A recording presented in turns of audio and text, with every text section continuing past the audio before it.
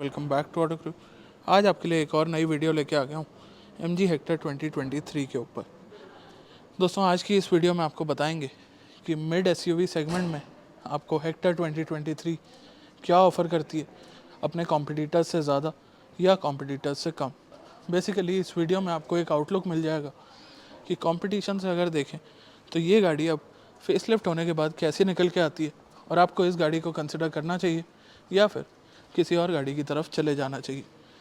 तो चलिए स्टार्ट करते हैं इस वीडियो को और आपको बताते हैं सभी चीज़ें जो आपको जाननी ज़रूरी हैं नई हेक्टर 2023 के बारे में। पहले आपको बता देता हूँ कि मैं इस वीडियो में इस गाड़ी के कॉम्पिटिटर को कौन कौन सी गाड़ी मानने वाला हूँ।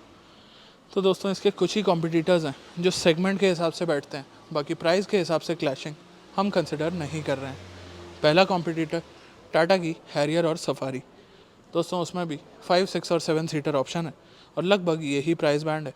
और दूसरा कॉम्पिटिटर महिंद्रा की XUV 700, वो भी लगभग सिमिलर प्राइस बैंड में आती है, थोड़ी सी ऊपर निकल जाती है और सिमिलर चीज़ें लाती है। अब दोस्तों आप बोलेंगे बोनट क्यों खुला हुआ है, तो पहले ऑप्शन की तरफ आ जाते हैं। दोस्तों हेक्टर के अंदर आपको पेट्रोल में मैनुअल और ऑटोमेटिक, साथ ही हाइब्रिड ऑप्शन और ऑटोमेटिक में भी CVT और DCT के ऑप्शंस मिलते हैं। वहीं कॉम्पिटिटर्स की तरफ देखें तो हैरियर और सफारी में कोई पेट्रोल इंजन का ऑप्शन नहीं है और XUV 700 में सिर्फ एक 2 लीटर टर्बो इंजन का ऑप्शन है, जो कि पावर में तो इससे ज़्यादा है, बट उसके अंदर हाइब्रिड वगैरह का ऑप्शन नहीं आता है और ऑटोमेटिक भी उसके अंदर सिर्फ एक ही आता है, टॉर्क कन्वर्टर। तो अगर आप पेट्रोल में एक बड़ी SUV देख रहे हैं तो डेफिनेटली हेक्टर आपकी कंसिडरेशन में रह सकती है। अब बात करते हैं डीजल की। तो दोस्तों हेक्टर, हैरियर और सफारी में लगभग सेम डीजल इंजन आता है, जो कि फिएट सोर्स्ड 2 लीटर का डीजल इंजन है, लगभग सिमिलर पावर फिगर्स लाता है, तो उन गाड़ी से कोई कंपटीशन नहीं बचा है इसका। बट एक पॉइंट है, हैरियर और सफारी में आपको डीजल के साथ ऑटोमेटिक मिलता है, जबकि हेक्टर में अभी तक डीजल ऑटोमेटिक का ऑप्शन नहीं है। वहीं XUV 700 की बात करें तो उसमें और ज़्यादा पावरफुल डीजल इंजन आपको मिलता है और मैनुअल और ऑटोमेटिक दोनों के ही ऑप्शन हैं। प्लस उसके अंदर आपको ऑल व्हील ड्राइव के एक वेरिएंट ऑप्शन भी देखने को मिलता है, जो कि इस गाड़ी के अंदर अभी तक अवेलेबल नहीं है। तो अगर आप डीजल देख रहे हैं, ज़्यादा पावरफुल चाहिए तो XUV, मीडियम चाहिए और मैनुअल चाहिए तो हेक्टर, और हैरियर और सफारी भी अब फेसलिफ्ट के लिए ड्यू हो चुकी हैं। अब आ जाते हैं दोस्तों सेकंड पॉइंट की तरफ, जो कि है लुक्स। तो दोस्तों सबसे फ्रेश लुक्स इसी गाड़ी की हैं, बट मेजर चेंजेस आपको फ्रंट ग्रिल में दिखेंगे। साइड प्रोफाइल लगभग सिमिलर लगती है और रेयर प्रोफाइल में भी टेल लैम्प्स को कनेक्ट कर दिया गया, तो कोई बहुत बड़ा चेंज नहीं है। बट इंटीरियर से जहाँ तक बात आती है तो दोस्तों पहले भी और अब भी Hector one of the best in segment निकल के ज़रूर आती है। तो अगर आपको बेस्ट इंटीरियर एक्सपीरियंस चाहिए तो हेक्टर आपकी लिस्ट में रह सकती है। हैरियर और सफारी में अब एक अपडेट की रिक्वायरमेंट है और XUV 700 भी एक अच्छा ऑप्शन निकल के आ जाता है लुक्स और डिज़ाइन और फीचर्स की जहाँ तक बात आती है। दोस्तों जहाँ फीचर्स की बात हो ही रही थी तो अब बात कर लेते हैं इसके भी फीचर्स की। तो दोस्तों हैरियर और सफारी काफ़ी कम फीचर लोडिंग के साथ आती हैं अगर इससे कंपेयर करें, बट दोस्तों उनका फेसलिफ्ट ड्यू है। जैसे कि एम्बियंट लाइट्स आपको यहीं देखने को मिलती हैं और इतनी अच्छी 14 इंच का सबसे बड़ा टच स्क्रीन सिस्टम सिर्फ हेक्टर में देखने को मिलेगा। उसके अलावा हैरियर और सफारी बाजी मार जाती हैं अपनी सेकेंड रो के अंदर। दोस्तों यहाँ पे भी आपको वेंटिलेटेड सीट्स देखने को मिल जाती हैं कुछ उनके पर्टिकुलर वेरिएंट्स के अंदर, तो यहाँ सेकेंड रो वेंटिलेटेड सीट्स नहीं है। उसके अलावा XUV 700, दोस्तों कुछ फीचर्स उसमें ज़्यादा आते हैं बट कुछ फीचर्स उसमें कम हो जाते हैं। एग्जांपल दे देता हूँ तो दोस्तों अडैस के लेवल 2 फीचर्स इसके अंदर आते हैं, जबकि XUV 700 में थोड़े कम फीचर्स हैं। उसके अलावा ऑटो बूस्टर हेडलैम्प्स सिर्फ XUV 700 में मिलेंगे और किसी गाड़ी में देखने को नहीं मिलते हैं। सनरूफ का साइज़ कहीं ना कहीं XUV 700 का अभी भी इससे थोड़ा बड़ा है, बट इलेक्ट्रॉनिक टेलगेट रिलीज़ की अगर बात करूँ तो इस सेगमेंट के अंदर अभी भी ये सिर्फ हेक्टर के पास ही अवेलेबल है। उसके अलावा दोस्तों फीचर्स आपकी पर्सनल रिक्वायरमेंट बन सकती है कि आपको अपनी गाड़ी में कौन से फ़ीचर की रिक्वायरमेंट रेगुलरली रहती है और कौन सा फ़ीचर अगर आप मिस कर दें तो एक उतना इम्पॉर्टेंट एस्पेक्ट आपके लिए नहीं रहेगा। तो फीचर्स दोस्तों जैसे जैसे गाड़ियाँ अपग्रेड होती हैं तो एनहांस होते ही हैं और अब हेक्टर के अंदर फीचर्स और ज़्यादा एनहांस हो चुके हैं। दोस्तों आ जाते हैं अगले एस्पेक्ट की तरफ। लुक्स, फीचर्स वगैरह डेफिनेटली आपके काम आएंगे, बट जो कंफर्ट आपको सस्पेंशन या एक अच्छे टायर्स प्रोवाइड कराते हैं वो शायद कोई मैच ना कर पाए। और यहाँ पे हैरियर और सफारी आगे निकल जाती हैं, क्योंकि दोस्तों अनमैचेबल सस्पेंशन सेटअप और अनमैचेबल कंफर्ट इन दोनों ही गाड़ियों में मिलता है आपको।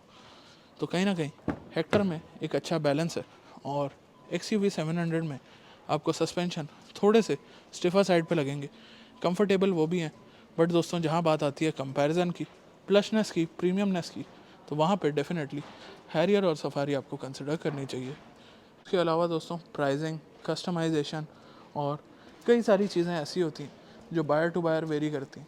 सर्विस एक्सपीरियंस हो गया, तो वहाँ पे MG आपकी सबसे ज़्यादा आगे निकल के आती है। हालांकि colour option, special editions Tata आपको सबसे ज़्यादा देता है, और महिंद्रा ने XUV 700 कुछ ऐसे डिज़ाइन करी है कि कहीं ना कहीं जिसकी रिक्वायरमेंट कहीं भी फिट नहीं होती है या कुछ कमी रह जाती है, वहाँ पे आपको XUV 700 कंसिडर करनी चाहिए। तो दोस्तों हेक्टर मैं आपको कह सकता हूँ कि एक बहुत ही ज़्यादा अच्छा बैलेंस आपको प्रोवाइड कराती है as compare to all the other competitors. कि दोस्तों आजकल हमारी इच्छाएं काफ़ी ज़्यादा बढ़ गई हैं, और फीचर्स की जो रिक्वायरमेंट है, एक छोटी छोटी प्रीमियमनेस वाली चीज़ है, वहाँ पे सबसे ज़्यादा काम करा है MG ने। पैनोरामिक सनरूफ तो दोस्तों आपको सभी गाड़ियों में मिलती है, बट इसमें आप अपने टच स्क्रीन सिस्टम के थ्रू कंट्रोल कर सकते हैं कि आपको कितनी परसेंटेज अपनी सनरूफ की ओपन करनी है। लेदरेट सीट्स हैं, वेंटिलेटेड सीट्स हैं, उसके अलावा 11 अडैस फीचर्स इसके अंदर आ जाते हैं। 14 इंच का सबसे बड़ा टच स्क्रीन सिस्टम है, एम्बियंट लाइट्स हैं, और उसके अलावा एक डिजिटल स्पीडोमीटर अब आ चुका है। तो ऐसी कुछ कुछ चीज़ें हैं। इन्फिनिटी का स्पीकर सिस्टम है, और 5, 6, 7 सीटर ऑप्शन तो खैर सभी में अवेलेबल है। तो दोस्तों लेटेस्ट फीचर्स की बात करें, जैसे वॉइस कमांड्स हो गया, और उसके अलावा आपकी डिजिटल की हो गई, की शेयरिंग हो गई, ये कुछ चीज़ें हैं, इंग्लिश वॉइस कमांड्स। तो यहाँ पे क्योंकि हेक्टर सबसे न्यूअर ऑफ द लॉट है, तो यहाँ पे अभी के हिसाब से जनवरी 2023 के हिसाब से हेक्टर एक विनर निकल के आती है। अब दोस्तों लास्टली बात करते हैं अपने वर्डिक्ट की, कि वर्डिक्ट में कौन सी गाड़ी किस केस में और किसे कंसिडर करनी चाहिए। तो दोस्तों सबसे पहले बात कर लेते हैं अपनी हैरियर और सफारी की। काफ़ी ओल्ड हो चुकी हैं, फीचर्स की उनमें कमी है, प्रीमियमनेस की उनमें कमी है, बट जो चीज़ उनमें बेस्ट है वो है कंफर्ट और रगेडनेस, और उसके अलावा माइलेज वगैरह भी अच्छी निकाल लेती हैं वो गाड़ियाँ, बट डीजल ओनली हैं। तो अगर आपको बेस्ट ऑफ कंफर्ट चाहिए, फीचर्स वगैरह से आपको ज़्यादा फ़र्क नहीं पड़ता है, और आप एक प्रैक्टिकल गाड़ी ढूंढ रहे हैं या देख रहे हैं, तो आज भी आपके लिए वो सबसे ज़्यादा सेंस बनाती हैं। नेक्स्ट आ जाते हैं अपनी हेक्टर की तरफ। तो दोस्तों सबसे ज़्यादा प्रीमियम इनसाइड आउट अगर आपको चाहिए, चाहे वो फीचर्स के मामले में हो, क्वालिटी ऑफ मटेरियल्स के मामले में हो, प्रीमियम फिनिश के नाम पे हो, पेट्रोल डीजल इंजन ऑप्शंस के नाम पे हो, तो कहीं ना कहीं आपके लिए हेक्टर एक बेस्ट ऑप्शन बन के आता है। बट दोस्तों नेक्स्ट पॉइंट में XUV 700 बाजी मार के ले जाती है, जो कि है आपकी परफॉर्मेंस। दोस्तों उसका पेट्रोल इंजन हो चाहे उसका डीजल इंजन हो, परफॉर्मेंस XUV 700 से ज़्यादा इस सेगमेंट की किसी गाड़ी के अंदर आपको देखने को नहीं मिलती है। तो अगर आपकी पहली प्रायोरिटी है परफॉर्मेंस, नो मैटर पेट्रोल गाड़ी देख रहे हो, डीजल गाड़ी देख रहे हो, चलिए दोस्तों होप करता हूँ एक छोटा सा आउटलुक कंपैरिजन का आपको समझ आ गया होगा, और कुछ चीज़ें आपके काम भी आई होंगी। मिलते हैं बहुत जल्द एक नई वीडियो के साथ, तब तक के लिए धन्यवाद।